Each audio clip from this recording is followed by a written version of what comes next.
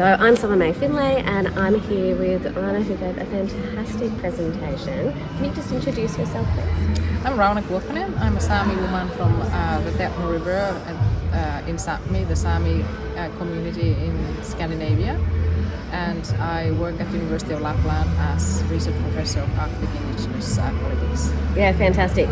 You gave us a lot to think about in your presentation and you acknowledged that right up front. So the work you're obviously doing is very diverse, and there was a couple of things that really stood out for me that as an Aboriginal woman who's done some work in lactation support and you know around some other stuff in women's health, thinking about that balance between the collectivism, the collective consent and the individual consent. It's something I don't think that we've actually do very well in practice. It's just what you talked about. Yeah. What do we need to do as communities, do you think, to actually both honour collective consent but also bring our individual consent and autonomy, particularly as women? Mm-hmm. I think the key is the idea, the concept of self-determination, because it encompasses both, but we tend to forget because obviously it's important for us, like indigenous rights, to secure consent on our lands, waters, resources, without which we are not, we cannot survive as a people. That's obviously crucial, but the other side, equally crucial, is the individual consent. If you're not well, if some indigenous women I interviewed for my research said that if half of our people are beaten up or otherwise unwell, how can we talk about self-determination? They cannot participate in the collective endeavor of self-determination. So this idea that collective self-determination actually necessitates individual self-determination, otherwise it's rhetoric. Yeah, and we see that in our communities, don't we, particularly with people that are disenfranchised for whatever reason. So yes, it is. And one of the other things you talked about was around colonisation and obviously the impact that's had on our communities, but also recognising that there's individual responsibilities for people that are perpetrating violence. And again, I mean, it's a really big question, but I mean, what do you think we need to do as Indigenous communities? Like, how do we actually again balance the impact of colonisation and recognise its impact, but also recognise that as individuals we have a responsibility to take, well, for our own actions? I think we have to have some hard conversations about where we're heading to. Like, the world is such a violent place as we speak, yes, and it's getting worse and worse.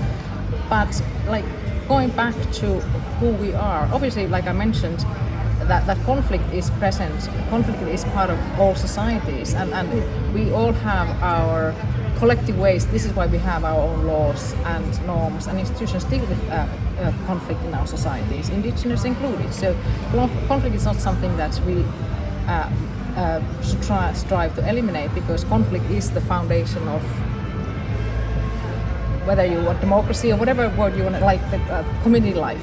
But how effective ways and norms and institutions we have to deal with, because conflict and violence are not the same thing. Violence is the learned response. So basically, also as a people, as like a collective, we need to look in the mirror, but as individuals, like what are my own personal blind spots where I'm perpetuating hierarchies, violence, inflicting violence around me, psychological, mental, physical. Because they lateral violence, not just physical violence. Yeah, exactly.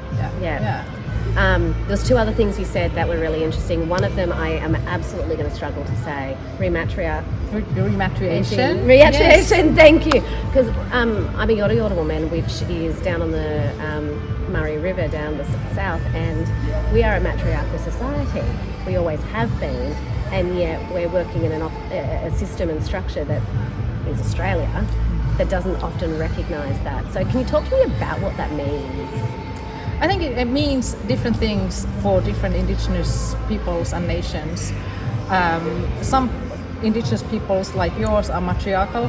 I'm not sure if, like some say that Samia, I'm not quite sure. It's sometimes also used as a kind of like cop-out, saying that we don't have to pay attention to these questions. because we are matriarchal, we have strong women, but what happens behind the scenes and the levels of violence is I don't always agree. But I'm also inspired by the way in which we have ways. Many indigenous peoples globally have figured out ways.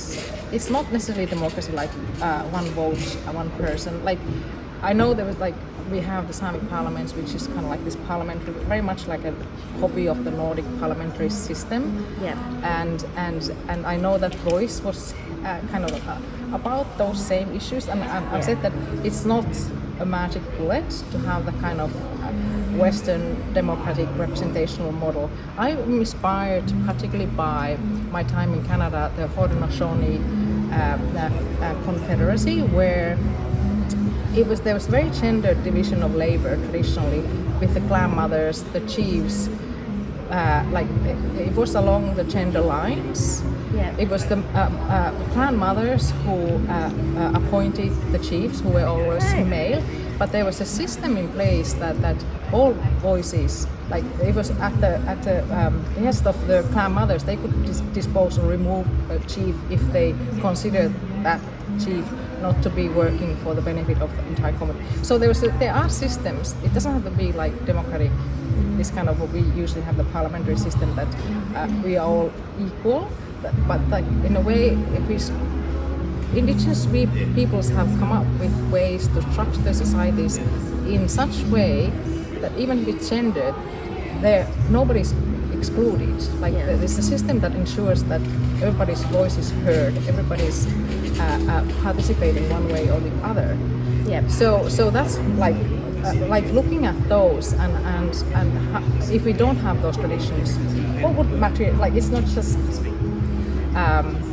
adopting or copying the Western models, because I see them also that they don't always serve well, and there's also mainstream criticism of the parliamentary system. Like not everybody wants to serve and run for office, and it's not the way it works. No, I think we're going to be moved off in a minute.